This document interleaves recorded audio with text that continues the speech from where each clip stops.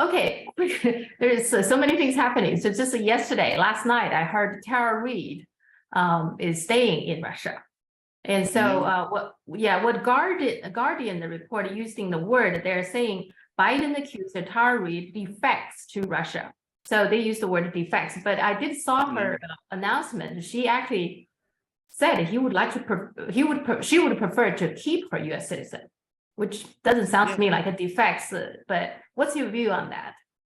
Well, absolutely. I mean, defection is a language that was used about people who came from the Soviet Union and came to the West during the Cold War, and people who were generally spies working for the Soviet Union in the West would sometimes go to the Soviet Union. I mean, this is a completely inappropriate use of language today. I mean, Tara Reid, for whatever reason, you can think of all sorts of very good reasons, has decided that she finds it easier at the moment to live in Russia, and she's chosen to stay there. But she has not cut the links to her home country. That's what defectors do, or used to do. I mean, the point was, if you defected from the Soviet Union and went to live in the West, you were basically severing your connection with the Soviet Union, and the same the other way around. You couldn't just go back. So this is completely inappropriate language, but it is very, very characteristic of the way the media operates today.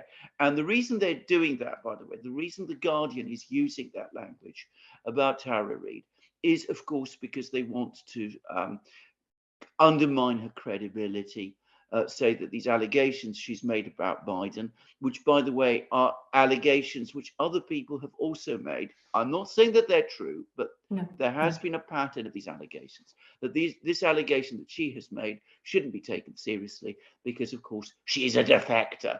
And as a defector, we mustn't pay any attention to her. She's gone and is working for the other side, which is ridiculous. Well, what I heard was it's Matt Gaetz, the congressman from Florida, who told her that it might not be safe for her to return. That's what I heard. Pretty reliable source, but I can see, in particular, we just talk about the election. And I mean, who knows what they're capable of doing, right? If she becomes too much of it, because during the election, the last time, there was some focus on her, but then they kind of like killed her story. I mean, they just ignored her. But now, election coming again, they are suspicious that she might become the focus again or something. It's quite possible that the Biden administration is not comfortable with her. It could be Biden's situation. Absolutely. I mean, at the very least, they might be considering bringing legal action against her. And and I'm not going to explore the law here because I'm not familiar with the laws in the United States. But the one thing that might do is wipe her out financially, even if it doesn't result in any actual decision. I mean, I don't get the impression that she's a wealthy person. No. So, she might decide that it's not a good idea to risk returning to the United States. I can understand that. I don't have any reason to think that that's wrong. And she might also feel, she might be right in this, or she might be wrong, that the reach of the United States is very long, and staying in another European country might not be advisable. We have a prisoner here in London, in Belmarsh Prison, who's been there for any length of time. He's not been tried for any crime in Britain. He's not been prosecuted for any crime in Britain. He's not committed any crime in Britain, but he's in Belmarsh because the United States basically wants him there. So there you go. I definitely. The reason Tara Reid, I think a lot of people paid attention is, I would say, her experience, the fact that the media pretty much ignored her story about her experience with Joe Biden, pretty much, I would say, ended the Me Too movement, right? The Me Too pretty much lost all its credibility with her story. The way she was treated versus all the other so-called victims. I mean, they might or may not be victims, but everybody take everyone's accusation very seriously except hers when it's about Biden. And so that was the end. I think that's the end of the Me Too movement. Well, indeed it was. And in fact, I mean, you hear and see so much less about it now, and I would agree with that completely. Yeah. I mean, it quickly became clear that Me Too, whatever it was originally, and I think originally there were real grievances by women who had been terribly abused. There was real anger, but that the people who eventually gained control of it had a partisan political agenda, which ultimately was more important for them than any real abuse towards women. Because as far as I can see, not only was she not listened to, but she was absolutely sidelined, as you correctly say. Nobody seems to have explored her allegations in any to any extent at all. And I just want to repeat again, I'm not talking about the truth of these allegations, but she's not the only person who's made allegations of this kind about Biden. Yeah. Just so you know that the Me Too in China, even people, quite a few Chinese believe that the Me Too is simply exported to China, or China can say imported to China, to try to divide China and try to stir problems in China. There is also that thinking that the Chinese people are more suspicious about the Western movement now coming to China. With excellent cause, can I say? And I mean, this immediately brings to mind for me a particularly outrageous business, which I, by the way, commented about on my channel at the time, which is about that Chinese tennis player a short while ago. And I mean, the way it was represented in the West, which is very much, taking all the tropes that we associate with Me Too, was that this person had been abused by a senior person in China, and that this was a non-consensual relationship. And then I finally, with some difficulty, by the way, got actual proper Chinese translations of what this person had actually said. And it turned out that the story bore no relation to the way it was being presented in the West. And then, of course, it was alleged also that she'd been disappeared in some fashion. And it was completely not the case. And again, it was obvious to me that this unfortunate person who had gone through a troubled time had been used by the media in the West, not just the media in the West, by some political forces in the West as part of an anti-China campaign. And they were plugging the story continuously. I mean, even after she came out, she said, you've got it all wrong, but still they persisted with it. They were still saying, they were still running with things that she was alleged to have said, but never did in fact say. And despite the fact that she was pointing that fact out. So I think that I can completely understand why Chinese people are particularly suspicious of this. By the way, can I just say again, my own experience in China, and I just say this, is that when I went to Shanghai, I was traveling in Shanghai and other places, public decorum between men and women is taken extremely seriously there, much more so than in the West. And I did see some really unattractive incidents of male on female behavior in Shanghai, and they were all done by Western expats. In Shanghai, I was rather astonished to see the behavior of some of the young Western expats there. But anyway, that's what I'm going to say. So on this topic. A lot of the Western things coming in actually. China probably didn't even have that problem, but then somehow the West make it a problem in a way. Now, I want to say sexual harassment in the working place, it exists. It exists everywhere. Of course it does. Absolutely, yes. Does.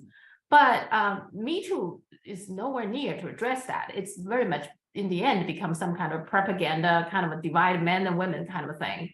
And even to the degree in China, maybe kind of like a regime change too or something. But also, I think there is a transgender woman, Jin Xing, in China. One time she said something. She said that before the Western came in, we have gay, we have lesbian, we have, whatever. And people don't label them. Okay, if you're gay, you're gay. Okay, you live your life and I live mine. I'm not gay, but I have nothing against you. But it is the Western coming in and they label everything. You're gay, you're lesbian, you're transgender. And immediately everybody looks like different.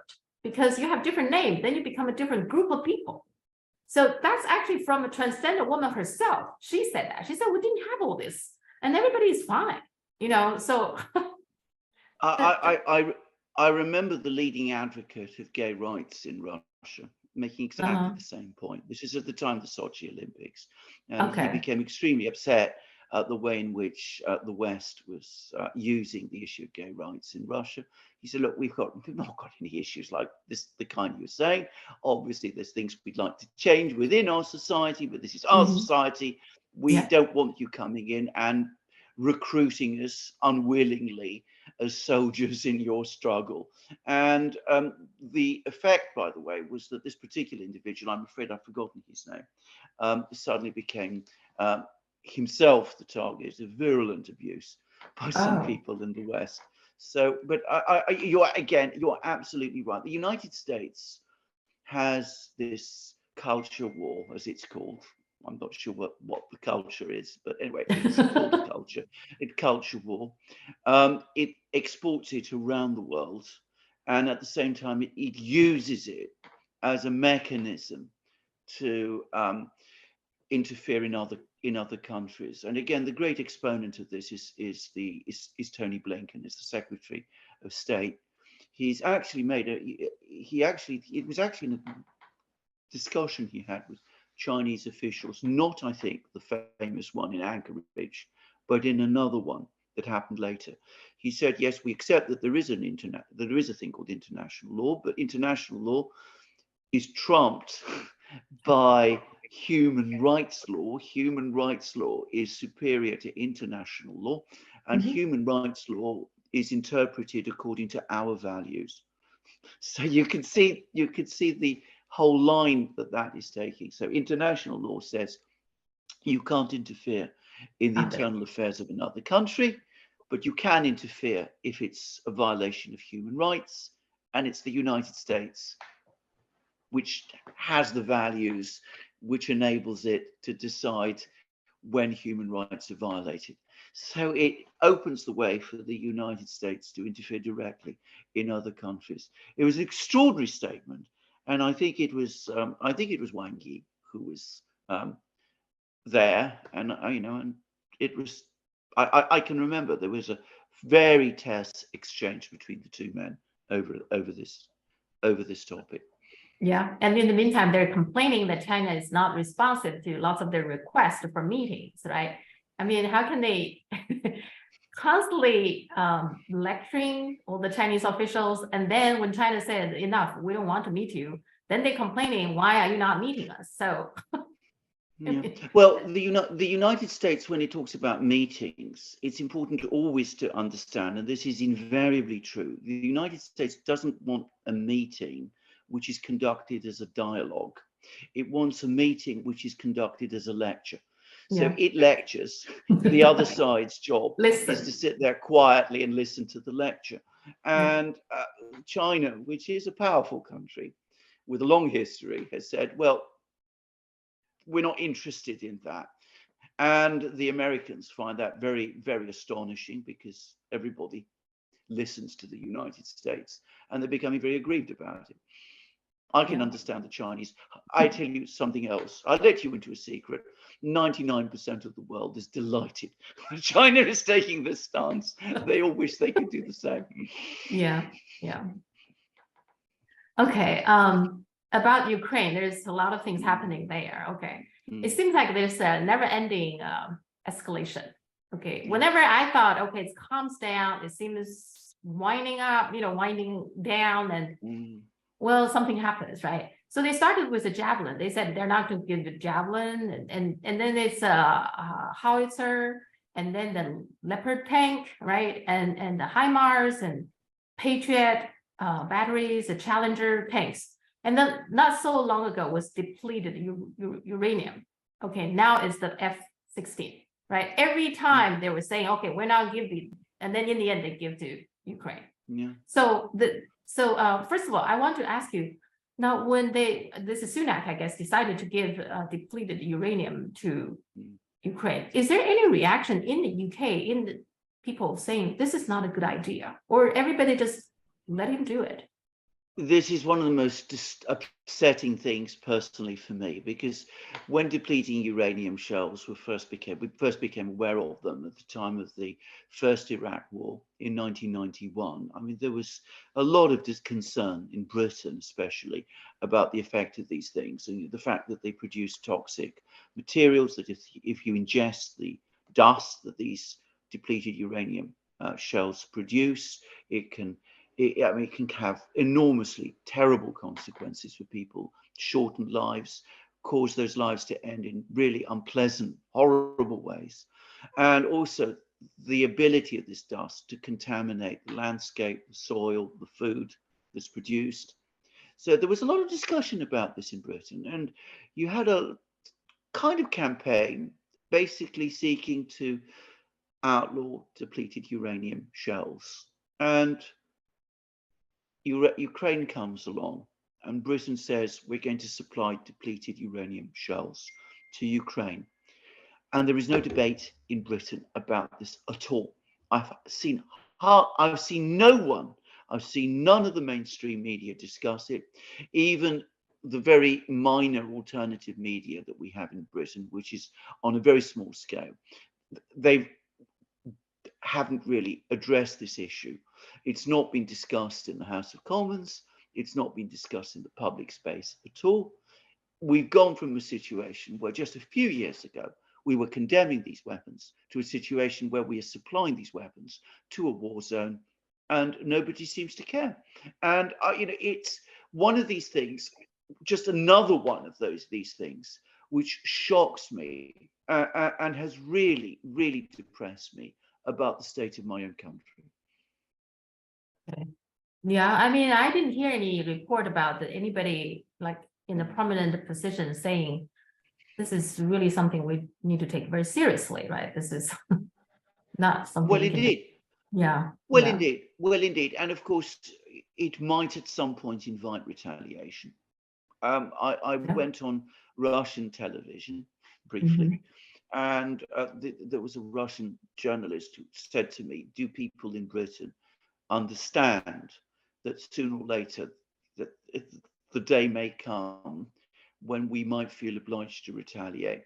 Yeah. The answer is, I don't think they do believe. I don't think they understand that. I don't think they believe it will ever happen.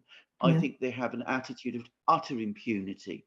They think they can go on supplying these things and treating this war as a thing that goes on far away and that they can sort of cheer on from the sidelines. An unattractive aspect of British life, by the way, that has been true throughout British history. Adam Smith in the 18th century was already complaining about it, and without risking any possible backlash upon themselves. And I think that is a completely irresponsible and reckless idea. I mean, the fact that the Russians up to now have shown extreme restraint in the face of these unceasing provocations doesn't mean that they will always do so. But nobody in Britain seems to think like that. Yeah, and that's the thing about the Western countries in the current state, right? When Meng Wanzhou was kidnapped in Canada, before US asked Canada, US actually asked 23 countries to do that. And 23 countries said no to US. They just didn't think this is a good idea. This is something between China and US. Why would you want to be in the middle of this? Well, of all countries, Canada did. And then Canada was so surprised that China arrested 2 Canadian citizens. They were seemed like surprised that China would do it. What do you expect? Right? Why do you bring this to yourself? You're just thinking China would just take it and not doing anything, right? That's just something, it seems like, okay. I mean, Justin Trudeau, don't get me even started. The guy was, I don't know, just like a schoolboy. I don't know. He doesn't seem knowing what he's doing at all. And he's constantly shocked, it seems like. Well, absolutely. I mean, I have to say, I mean, again, I have difficulty speaking about Justin Trudeau for the same reasons. I mean, he's a particular leader that for some reason gets me very angry. But anyway, but you're absolutely correct. But the British do act like this. Not just the British, the Western powers do act like this. I can remember, and I'm talking now about Britain. that there was against a big issue in Britain. I think it was about the Uyghurs. I can't remember. I mean, they come up with so many different things. And, Yeah. a whole lot of people were talking about the Uyghurs, and then China basically issued a list saying these people aren't welcome in China anymore, which is China's right to do. Yeah. And these people were collectively shocked. I mean, how dare China do that? And how outrageous! And it was something that Westerners are not used to. I mean, they have been dominating the world for a very long time now, and it is somehow contrary to nature, or so they think, for other countries to do to them that which they do unto others. Yeah, and they don't seem learning. I mean, people have been reacting, again and again, but they don't seem. And the other country is Norway. I just believe one day Russia, maybe even possible Germany, will revenge because of Nord Stream. Why would Norway do something like that? Again, this is something US wanted to do. Why does Norway, a small country so close to Russia, why would it do something like that? Well, I think you've touched on actually on a very important point there, because of course Norway is a small country and it is very close to Russia, and it has had all kinds of prickly relations with Russia. Not that the Russians have ever done anything aggressive to Norway. On the contrary, as various Russians point out, Russia actually liberated the north of Norway from the Nazis during the Second World War. It's a fact which many people don't know. There was a war and the Red Army advanced across northern Scandinavia, and they moved into northern Norway, which was at that time occupied by the Nazis. And it was the only Allied force, by the way, that actually entered Norway during the Second World War. And the Nazis were pushed back, the Germans were pushed back. And after the war, the Soviet Union pulled its troops out. So they didn't try and stay there and occupy the place. So they never had any quarrels with Norway on their side.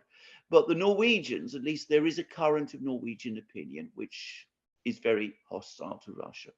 And I've never quite understood it, but you can see it. And because they're a small country, they know that by themselves they can't do that. So they want to do something bad to Russia.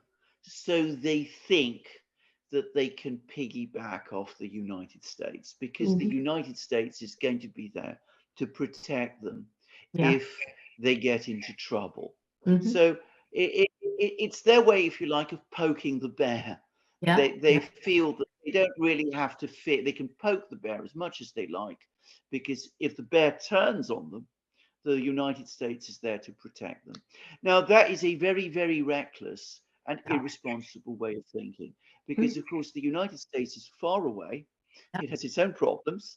It's got its own concerns. One day it might decide that its interests lie elsewhere, at which point, of course, a country like Norway might find that it's wrecked its relations with Russia, but the Russians are still there next door. And one day US might find it to have a good relationship with Russia is important. Who knows, right? Absolutely. Absolutely. And the US could just blame everything on Norway, throw Norway under the bus. You never know. That is a very good point. And perhaps it's more true of Britain than it is of Norway, because at least Norway, I mean, nobody, I think, takes Norway as an international actor particularly seriously. But Britain is taken seriously as an international actor. It's a bigger country. And of course, it's had its long history. So the British taking this role of constantly being the most aggressive party in relations towards Russia exposes Britain to an extreme degree if US policy suddenly shifts and seeks a rapprochement with Russia. And that is a very real possibility. I mean, it's happened before. It could happen again. The British are misguided if they think that American policy on this is necessarily going to be constant. They don't think very far. I think that's the problem. They're just thinking now, okay, it's a good idea to do everything you can to please United States, I guess. They don't think very far.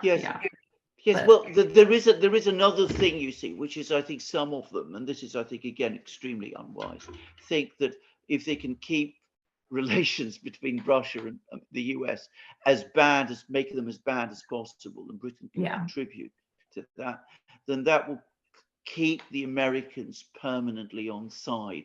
I mean, bear in mind that it was a British diplomat who, way back in 1950, said that the purpose of NATO is to keep the Americans in, the Russians out, and the Germans down. yeah, So, the British want to keep the Americans involved in Europe.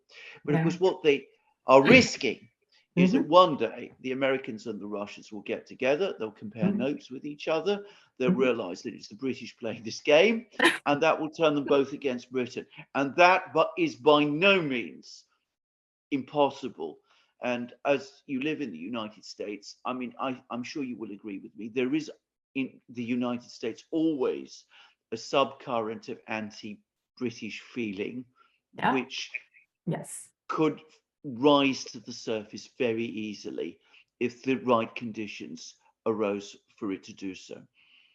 Yes, I mean, just recently there are some economists who was talking about how much the British bankers are behind the scene. There's some families still controlling the Federal Reserve to the degree he even said something like, do you think we win the independence war? My answer is it remains to be seen. He even said something like that.